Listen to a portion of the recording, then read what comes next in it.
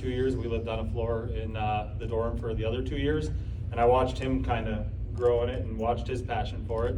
But then when I graduated and I got with the Barons, that's when everything kind of started there. But that was all through just service-driven mindset and how can I help people. There were 3 big people from San Jose that used to go to Cleveland quite a bit, and those people were Wayne Thomas, Doug Wilson, and John Ferguson Sr. But they all kind of taught me some of those rules and what was important to them. Doug Wilson, my first year was 02-03, and he was doing player development. And each month they had an assistant coach come down for a month. It was Cap Rader, Barry Long, and Doug Wilson. Each of them did a month because David Cuniff was in his first year of assistant coaching, and they thought having experience was there. Anyway, Doug comes in December, and we had a potluck, and my mom made chicken paprikash for the potluck, and that's what I provided to the people in the office. It's my all-time favorite meal. Doug comes in, tries it, says, "Give me your phone, Tom." I'm like, okay. Give him my phone, picks my phone up, calls my mom. "Mrs. Holy, we love your son. Thank you for the chicken paprikash. This is amazing." To this day, Doug Wilson will still bring that up, and my mom still lights up every time she hears Doug Wilson asking about chicken paprikash. And then Wayne would see it, be jealous, and be like, "Well, what am I? I'm trying to help you out here too." Because what he saw me doing with John Ferguson Sr. is Fergie would come in for a game. He drank black decaf coffee, so whenever Fergie came to a game in Cleveland, I would go get a pot of black coffee, black decaf brewed, have it there right before the game started, and he'd go, "Tommy boy, racking up the points, kid, gonna be in the show someday." And then I would do it again in the first intermission. Wayne would get really mad at that. But then when it came open for the job, Wayne went to bat for me, and like Dan said for me as well, Wayne, as well as Dan, they went to Ken Arnold and said, "If you don't hire this kid, don't ask me for anything," is what Wayne said. I don't know how you phrased it, but Wayne did that for me. So they did that. And then my first year out here, I remember going back to the player side, I was really close with all those guys in Cleveland. And when we hit my first Christmas out here, there isn't enough time to go back to Cleveland and spend time with my own family. So I remember the first one here was with Marcel Gotch and Christian Ehrhoff. They brought me into their home. They treated me like family, and we had a nice Christmas meal together. And then from after that, it was always Jumbo's house with Tabea, and we did fondue from there. My third ever trip was the trade for Joe Thornton. We were in Dallas, and that whole thing blew up, and I learned a lot about it. But the next stop was Buffalo, and that's where Joe came and met us, and that was the first time I was around Cleveland. And we were in a room like this for the press conference, and that was the first time my family got to see me since I moved, which is a big deal because none of my family moves away, so they all came to Buffalo. And I had about 20 family members standing in the back of this big press conference for Joe Thornton. And I think Joe recognized that too and was like, "Oh, he's family, he's all about family too." So then Joe and I kind of hit it off along the way. Joe Thornton's one of the most unique players ever to play this game, I can tell you that right now. Not only was he one of the all-time great players on the ice, he was a very influential person in the locker room off the ice. And we see it in the broadcast booth, we see it when we're flying on the plane, when we're around the hotel. But in your position, you got a chance to really see a lot of the influence he had, didn't you? Joe Thornton gets a lot of credit, of course, because he's Joe Thornton. It's not nearly enough, and it will never be enough for what he did here for this amount of time and continues to do here. The amount of responsibility that gets put in people in those positions is great. He always handled it so well, but then he also took way more of that responsibility and owned it and helped so many people along the way. I owe so much to him. Dan, I know you probably owe so much to him. We all do. It's an honor watching how people react to them and how he makes them feel, because that's just a gift that keeps on giving, and I love watching it. And anything that man needs, or his wife needs, or his kids need, I will be there in a heartbeat for him. And I think he thinks the same, so that's the special part about him. He doesn't ask for much, but if you listen hard enough, you could figure out a way to help him too, and I hope more people help him because he does so much for other people. Patrick Marleau also is another person who has played 20 years here and now is part of the organization. I just might get an idea from you as to how lucky you think we were to have those guys here, those two players, for so long. Here for so long and so willing to work with each other and make it work for everybody else. When I go to Dallas from here and I start looking at things that they're doing, you always go back to, well, when I was in San Jose, we would do this, or you would point things out. And a lot of that was the example that those two had. And I got to watch Jamie Benn kind of grow into that in Dallas, and there were so many things that he was doing where I was like, oh, Joe, if he was next to Joe and Patty, this would be like perfection, because it's funny how you connect things. But seeing what they did for how long they did and how much they left on the table for other people, they also brought people into the room and let people be themselves. Tomas Hertl could come in and be Tomas Hertl and not be able to speak all that much English and still be comfortable enough to go in front of everybody and deliver a interview with a smile on his face, even if he isn't going to get the words right. That takes a lot of vulnerability and trust, and it's amazing watching a person do that and give that to somebody. Brent Burns coming in. Brent Burns is a special, unique individual who, exactly. He is. Exactly. But the second you make him feel like an oddity and not special, then he's not gonna give you what he has, because you then disrespected him. Nobody ever disrespected Brent here. They treated him like he was a special individual, like he is, and he was able to give you guys great hockey and a great ambassador in the community.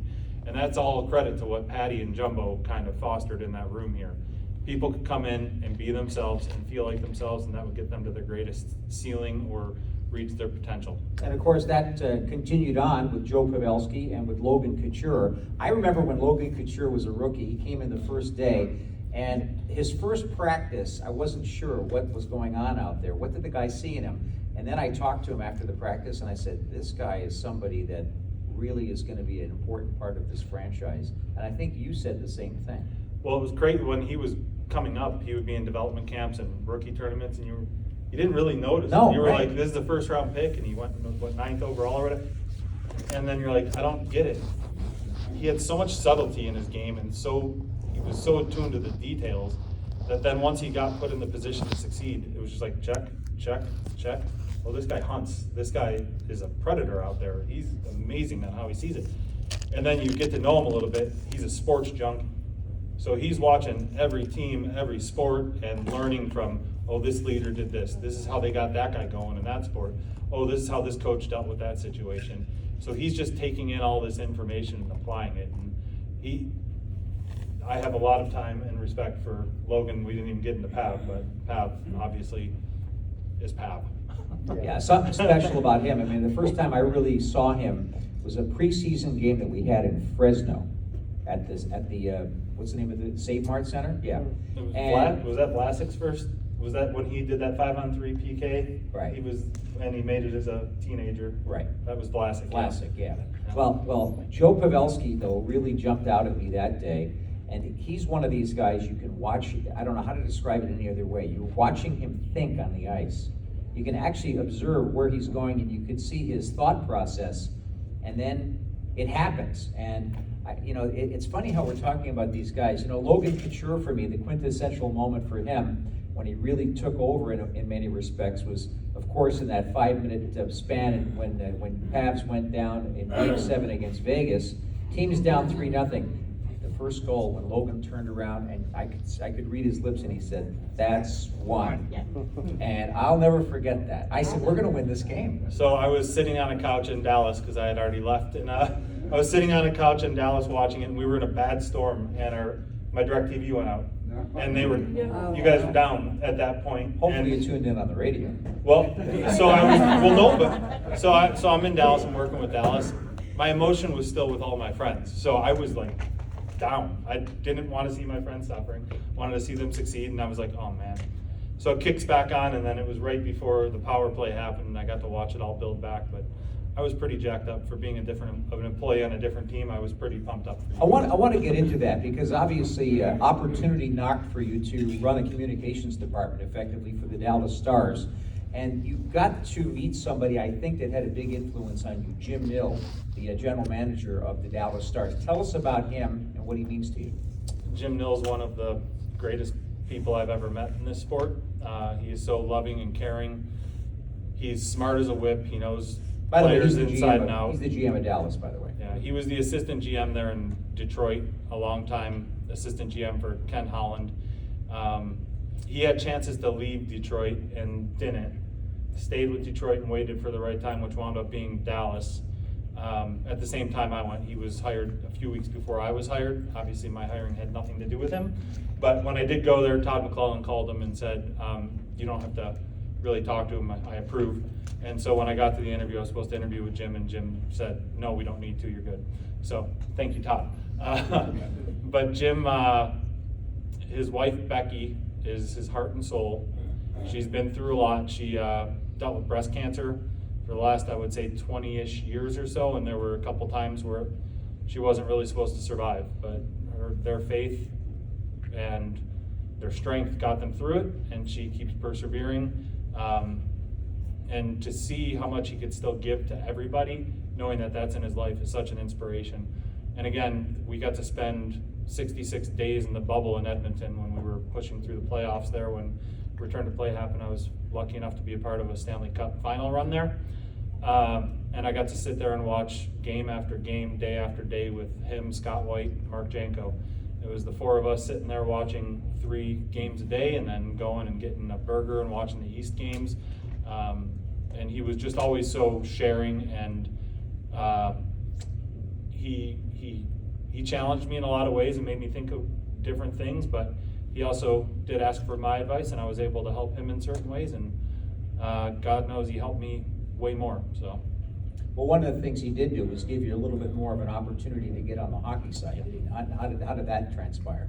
It just built over time. It was the same as Doug. Doug let me in a lot of rooms. Todd McClellan let me in a lot of rooms. And then when I got into the rooms, I was smart enough to listen and observe and find out what people needed help with. And then if I could help them, I tried to help them. It was no different with Jim. Doug let me do that here. Joe Thornton let me do that here. You guys let me do that here, because connecting when it started. If you want to take this really far back, I started at Champ Sports. My first job in high school as a 16-year-old. When I became an assistant, I was the assistant manager there by the time I was 17. People just kept giving me responsibility, and I was afraid to break their trust, really. So every room I got into, I just wanted to figure out how I could help, what I can give, and next thing we need to do here is win. So. Well, that's the next part I want to get to, because right now the Sharks are in the stage of where you're really building it back. Yeah. And it's not an easy process. It's a slow process. It's sometimes a frustrating process, because sometimes you think you're further along and you realize you need a little bit more work. We've seen that with other teams as they're building back. Tell us how the process is going. Tell us where we're going. So when Mike and I came here and started, I haven't even brought Mike up in all this, but Right. That's Mike Greer. Right. Oh boy. Well, no. Yeah. If I can interject, Mike, of course, was a player here, and of course, during that time, you got a chance to see him, and then he went to the Buffalo Sabres, then he became an assistant coach with the Devils, and he kept on staying in touch with everybody that was involved with the San Jose Sharks, and I think that was an important thing for you. Yeah, and one of the first things he did when he retired was reset and say, I want to be in my kids' lives and be the husband for my wife. And then he was able to coach Jaden and a lot of his teams, and then still stay active there at BU. But anytime he was getting into choices of should I go do this or should I go do that, we would talk, and we kind of got closer through that process. So the entire time we kind of left here and we're doing our own things, but we got closer and closer, and we talked a lot about hockey and teams and players and situations and cultures. And then his career path and how do you get to where you want to go? Because I would always stay in his ear, Mike, I see you being a GM. Mike, I see you being a GM. I know you want to coach. I know you want to be on the ice. I see you as being a GM. But what he was doing through that whole thing was learning, okay, that's what this job is. That's what that job is. That's what this job is. And now everybody that's working for him, he kind of has a better understanding of what they do. So those people feel heard. They feel special. They feel like the person running things knows what's going on. That's huge, one. Two, he has just a steel trap when it comes to knowing players, remembering little things. We'll go into a piece of video on a Russian prospect that's in a draft, and the Russian scout will start talking about it, and Mike will have already seen him and be like, tell me about his stick position though, because when I watch in the Russian, excuse me, you're watching your 7th round? Yep, that's Mike. He's in the office every night grinding at that. But where we stand as an organization right now, we're in the pain right now. It's been tough. We pushed for 20 straight years here. We talked about Jumbo and Patty and all those teams that they had. when pillars like that and Pat move on, you're left with a little void. The 3 years before Mike and I came here, the team missed the playoffs all 3 years with a similar core. When Mike started, we moved on to Bernsey. But it was still that core of Timo, Eric, Logan, Tomash, Pickles. We get into halfway through last year and it's not going our way, so we see can't push this farther. The tough part about that is all of these players are players we're all familiar with and we all love, and it's hard to see them go to other places, but sometimes it's the best thing for them and sometimes it'll be the best thing for us. And right now we have to prove that every time we make a move like that, we're doing it with purpose, logic, and we're going to get returns that will help build this into the thing that you guys will be proud of for the next 20 years. A lot of the things that we need to do to build the foundation and become those pillars, they haven't even hit the pro level yet. So we have to do enough in the next year or two to make sure those people are going to be surrounded by the right examples so that when they come in, we don't put too much on their plate and we let them become who they are. And again, you go back to why Brent Burns was able to succeed here more than he did in Minnesota. It's because he was able to be himself and he felt good about being himself. So we're all striving to make sure we put people in the positions that they can feel that way. What we're talking about basically is the Silicon Valley ethic, and we've got time for maybe a couple of questions. I've got a broadcast to do in a few, so I thought I'd let you guys go out, but I think we should really feel, as people from Silicon Valley, we should feel very excited about the entrepreneurial spirit that these guys have, the way that they let people be themselves. I think it's very San Jose, and I think it's going to be a big success as we go down the road. You had a question? Yes. First off, I gotta tell you, I wanted to meet you, sir, for a very long time. You were one of my idols, and you were one of the very reasons why I still aspire to get in the booth as a broadcaster. So I had to bring that up because that's what my field is in. That's what I got my degrees in. Hopefully, I can call some games with you one day, good sir. That's Thank you so much. that's a real honor to hear you say that. It means a lot to me. Thank you. So I gotta ask you guys about, and either one of you could answer this because I know that you guys see this from two different perspectives. But I think a lot of fans can agree that the Sharks are very competitive when things are going well until they decide maybe one or two extra passes instead of shooting when they have the opportunities to really take advantage of the shots in a lot of games. Quinn is known as a renowned developmental coach. You guys are hitting the right strides. But what is your mindset in terms of the shot profile? What do you tell the players when maybe they're passing a little bit too much and not shooting enough? And what do you think you guys are missing that just keeps you guys from one or two shots away from potentially winning more games than not? So you're not unlike a lot of people. So every day that I worked here, every home game, I would go and meet Joe Thornton on the loading dock when he got here at 4:05.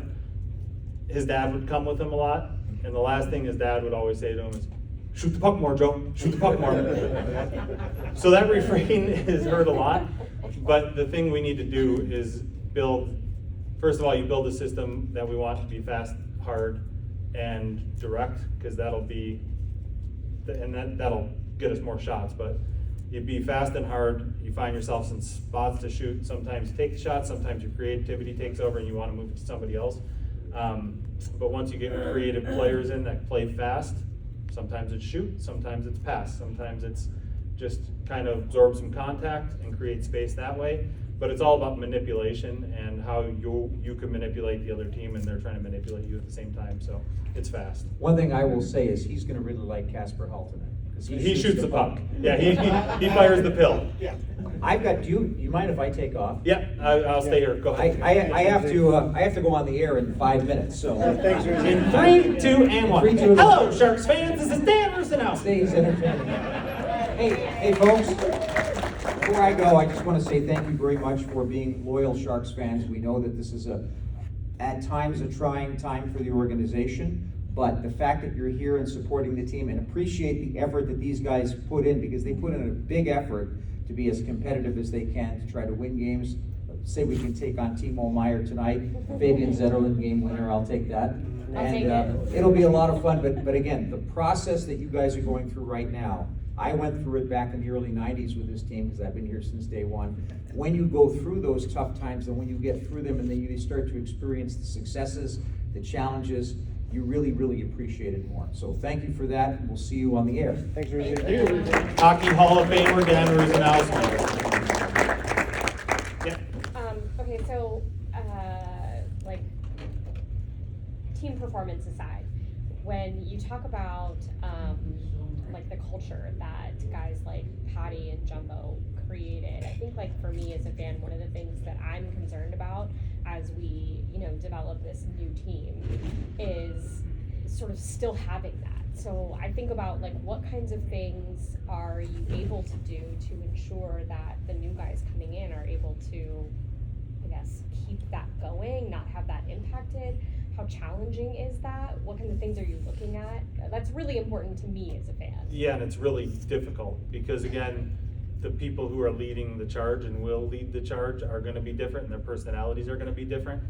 What I saw in Dallas, I saw two different versions of what Dallas leadership looked like, pre-Pavelski and post-Pavelski too. Like, and your team changes that way. I saw Jumbo and Patty here. When we get, I don't want to put this too far out there yet because, we selected Will Smith 4 overall. So you think he's going to be a player that winds up being a guy that could be in the role where everybody looks to him. That's what he's been on every team he's ever played on, and then he performs in that. So that's our job to get him to the level where he's performing that way here.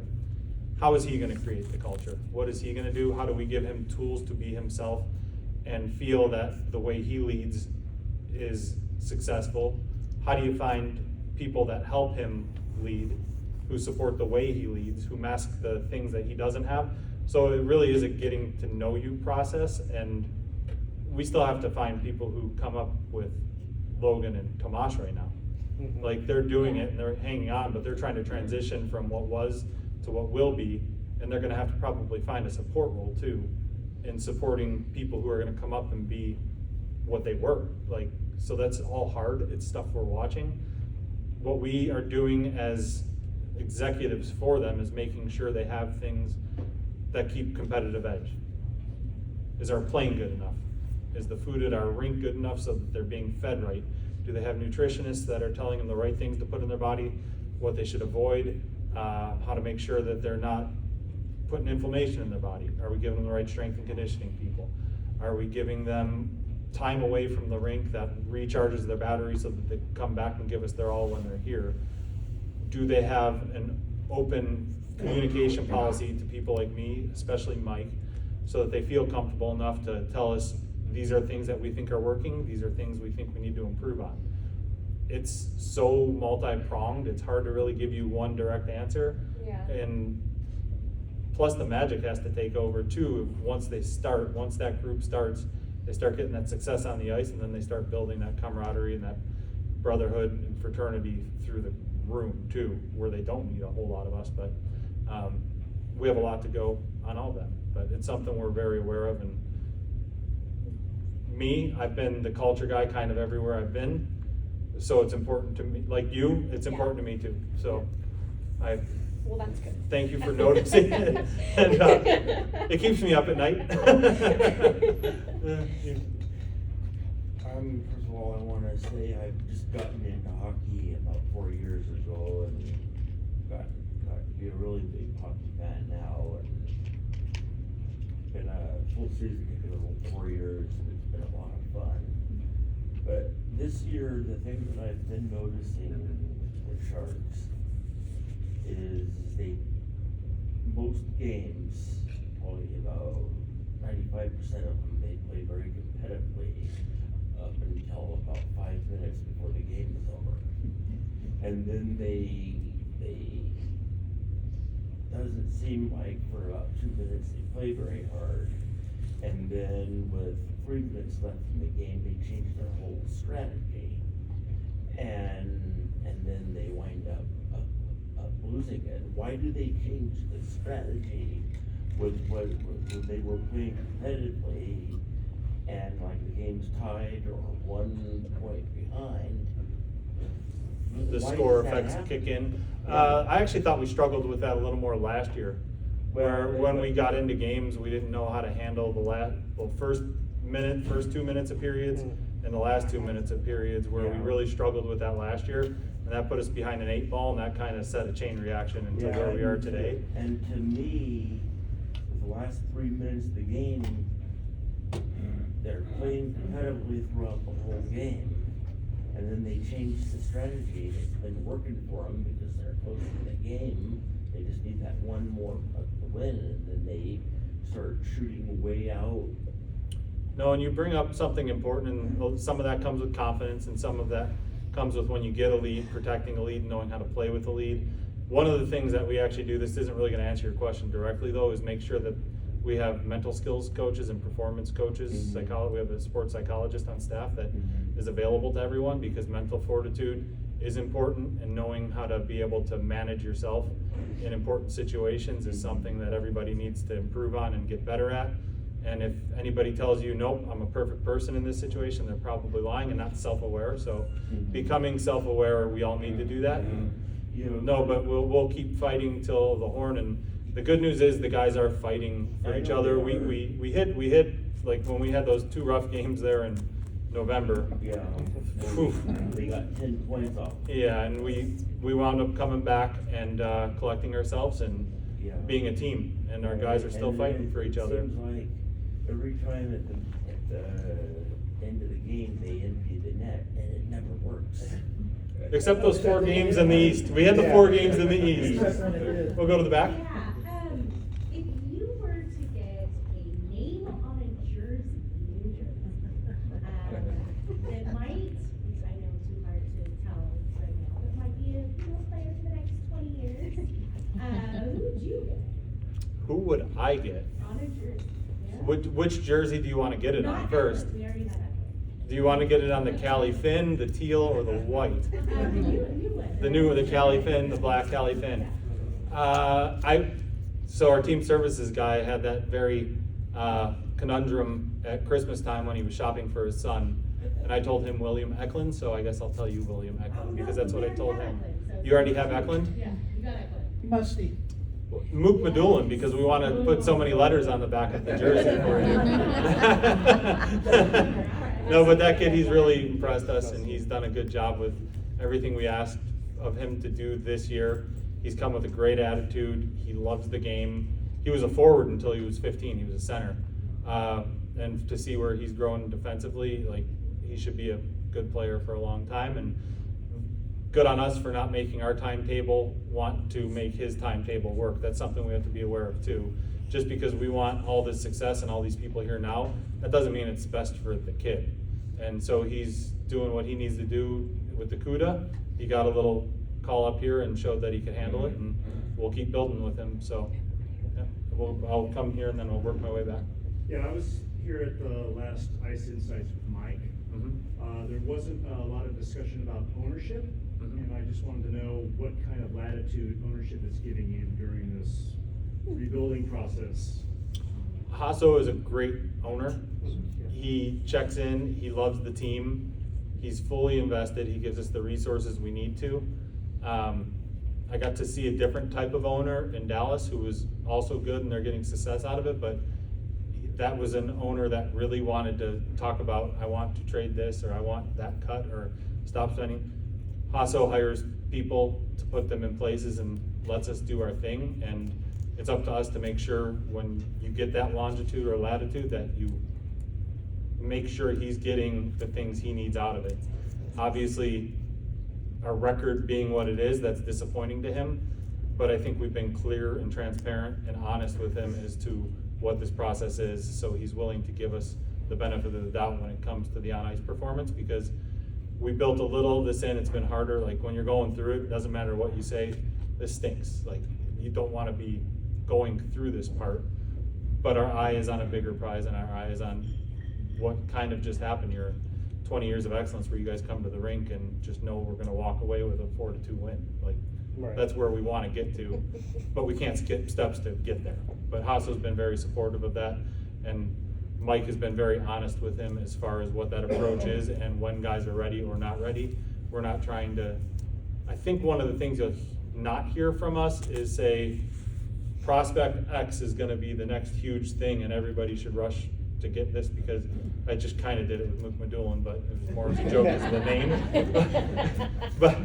But we want these kids that come through here to figure it out on their own and become what they want to become. And for us to put the pressure on them to do that on a timetable that's ours and not theirs, that hurts them. So we're being very honest about that and transparent. So he's giving us the benefit of the doubt, and it's our job to turn that into results. Thank you for your time being here. Appreciate it.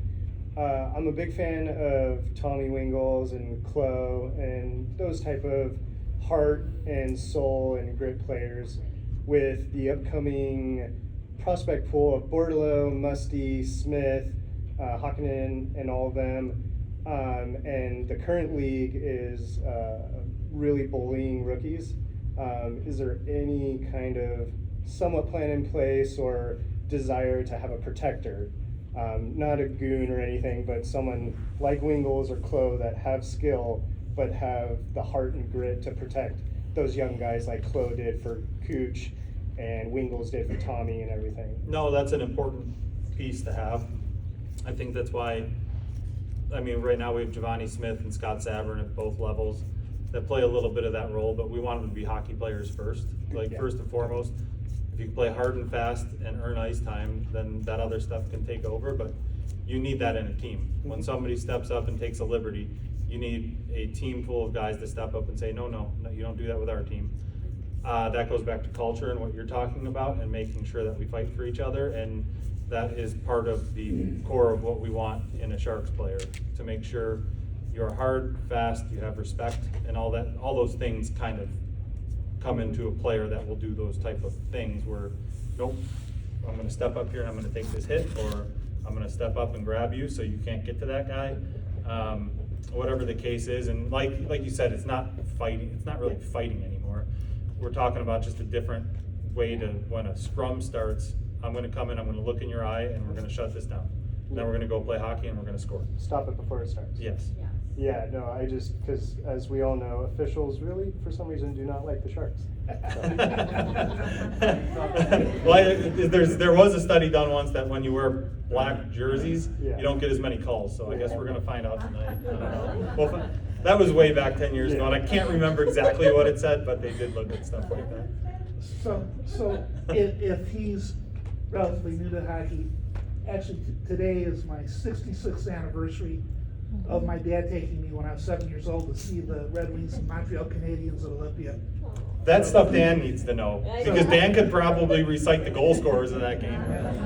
You know, Gordy did get one. So, There you go. But I've seen good ownership and bad ownership. I suffered as a Red Wing fan before Mike Ilitch bought the team because they had gone 15 years terrible. I like our owner because I'm also an Oakland A's fan. Mhm. And what I am concerned with, I am here. I missed maybe 10 games since the Cow Palace. But I'm concerned when I see 10,000 people here. And I'm concerned that the owner's gonna say, well, wait a minute. You feeling any restraint? Cause you've always been able to spend to the cap. But I worry about saying, well, until the fans come back, we're gonna have to cut back. I know some teams do that. Well, no, and so to your point there, first of all, I'm a Clevelander, so I have that wound in me too, because the Browns got taken away and I was 15 years old and trying to figure that out. So I very sensitive to that and the stuff that's going on with the A's. I'll talk to Brody Brazil and he's feeling it. That's hard. That's horrible. But Hasso has been patient with us through this. The one thing I want to make sure we do as a hockey staff, though, I don't like what we've been spending. I've been here a year and a half. I don't like how much money we've had to spend on players with the performance we're getting. I feel guilty about that. If he's going to give us the ability to spend to the cap, we better make sure if we're spending the cap, we're giving you guys wins. And to not do that, it does feel like a failure, and we wear that every day, and it's a stress. So going forward right now, though, we're going to have a bunch of money come off the books. We have to then make decisions for the next 1, 2, 3, 4, 5, 6, 7 years. that make sense, that keep this cycle going, so we never find ourselves in trouble and we never find ourselves strapped by a cap, and that we can go and acquire players we want to, either be a trade or free agency, or to sign your own players that you grow, and when their contract comes up, you get to retain them. So we're gonna enter a phase where we're gonna have a lot of decisions to make but the worst decision we could probably make is just go spend to the cap. That won't help us do what we ultimately wanna do right away, because look where we are right now. So we have to build, we have to find those pillars that we're gonna find are gonna be through the draft most likely, and we have to make sure we get those right in our process with our scouting and our evaluation of psych, player, physio, all that is dialed in, so that we're taking the right people, and then when they get here, we turn them into the players you're proud of, and then we can spend around them. And then when they get to their second contract, we wanna be able to get them a big fat contract. So maybe you just answered the question that I had, which is how expansion teams like the Kraken and the Golden Knights, who we all hate, got so good so fast. They had a blank slate and they got to find $3 to $5 million players across the board and just find skill sets that fit and work out that way. But all these other teams, I'll just go back to Dallas because I was there. Everybody looked at the Jamie Benn, Tyler Seguin contracts and were saying, well, you can't get this, or this because you did that years ago. But then that Jamie goes and has the year he had last year, and then all of a sudden everything falls in place. And you hit on drafts with Ottinger, Robertson, Miro Heiskanen, and then the next one, we have Logan Stankoven just starting yesterday, Wyatt Johnston. So you have these different age groups and payroll numbers coming in at different times. So what you need is different cycles. What Seattle and Vegas were able to do was find those 24 to 27-year-old players who are in that second contract phase and put them all together and then find chemistry. It was impressive what they did, especially what Vegas did, and watching what other teams gave them and how they reacted to a situation that they never found themselves in. A lot of teams screwed up and said, ooh, we wish we had that one over. So, yeah. But hopefully we, well, no, I won't go there. But anyway. I was gonna make a Vegas comment, but, yeah. How long do you think? And I'll just let everyone know right now it's 7:12. I'll stay up till game time, but if you wanted to go watch warm-ups, you can. How far yeah. along do you think Thank before you. we're gonna possibly have a winning team? That's hard to say. It could be next year. You could just start winning. You never know. You're never sure when you're going to catch that lightning in a bottle. I'm kind of thinking that 25 is gonna be better than 26, but I think we should probably be okay. Yeah. And like I said, a lot of our prospect pool hasn't hit the pro ranks yet. So let's get to that point and then see where everything starts shaking out. Speaking of which, as you guys are probably well aware, both Musty and Will Smith are absolutely killing it right now on their own levels. And personally, I've followed Smith since he was just a basic mock draft prospect, and I had a hunch in December, early January, that if we didn't fall too far, we had a chance to get him. I just didn't think he was going to move up. So, as someone who also follows Sakuda very, very close, and as much grit as they show, especially watching Ozzy on the ice there, when do you guys know someone like Smith could be possibly ready to join the Barracuda? Not so much be ready to come up, pro level, but Yeah, with a Will, he's going to have to. Again, that goes back to our timetable not being his. So he might get to the end of this year. If they win the national championship, he might say, I'm done with college hockey. I want to come turn pro. If he loses it, well, they may have lost the Bean Pot and the national championship, and he might say, no, it's really important to me to go back and win a Bean Pot and national championship. It's something I dreamed of. So when we get to the end of the year, when he's done with the season, you talk to him and kind of see where he's at. With Quentin, it's a little more cut and dry. Next year he signed, so he either makes our team or goes back to the O. But there's no CUDA there for him next year. No chance for him to play in the AHL next year, so it's either NHL or OHL. And again, we don't want to hurry his timetable. We want him to become a dominant player. He could, yeah. Good Buffalo boy. Good Buffalo boy. I don't think I need the mic anymore. We're just sitting here. So if you guys want to talk, we can talk. You needed the mic in the first place. Dan was recording something, so I was using, that's what I told him. I do have a, Yeah. and if no one else has Oh, one.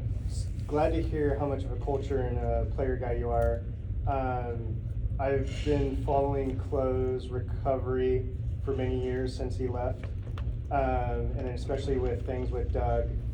How is Doug, as much as you can tell us?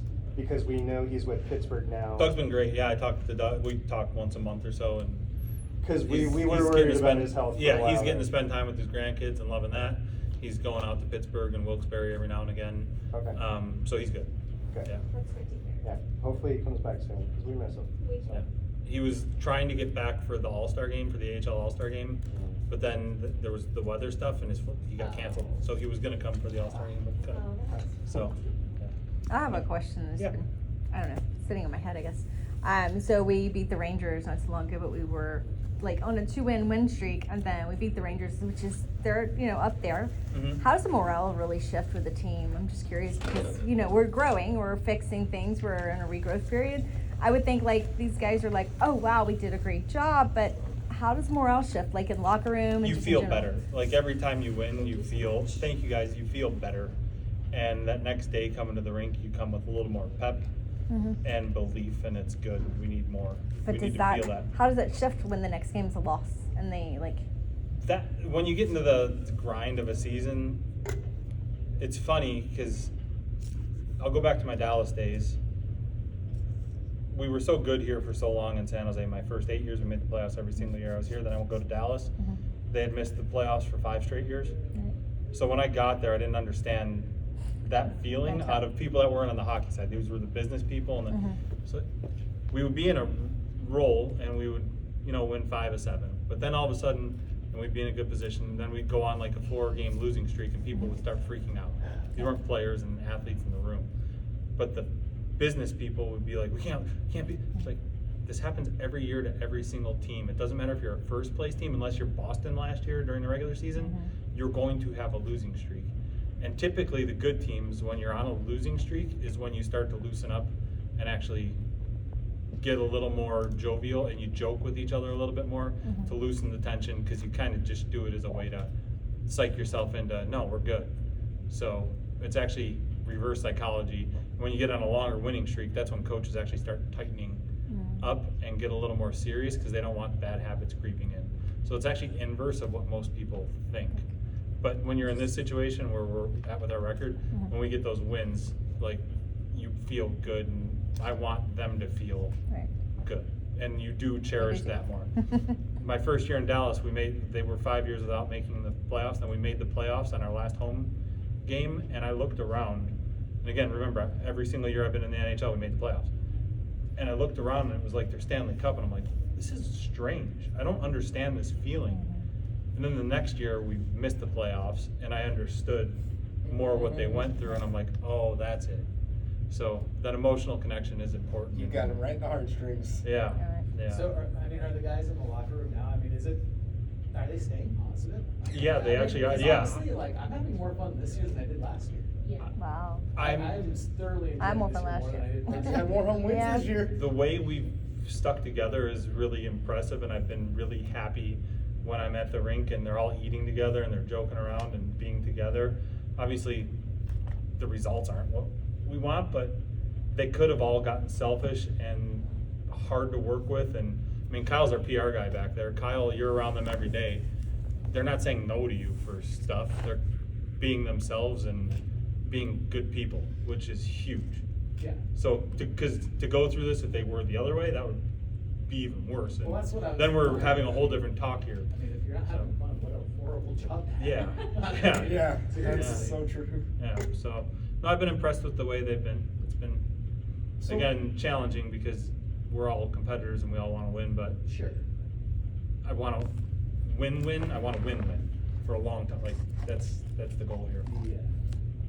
So with you and Mike kind of taking, more reins and responsibility, especially with this being, the second or third year for Mike and you to truly be in the spots that you are? This is year 2. Year And 2, re- okay, that's what I And thought, that's what I remember, thought. he started 2 days before a draft, so That's right, So yes. year 1 really wasn't year 1. I know the clock technically started, but That was So, tough seat to go into.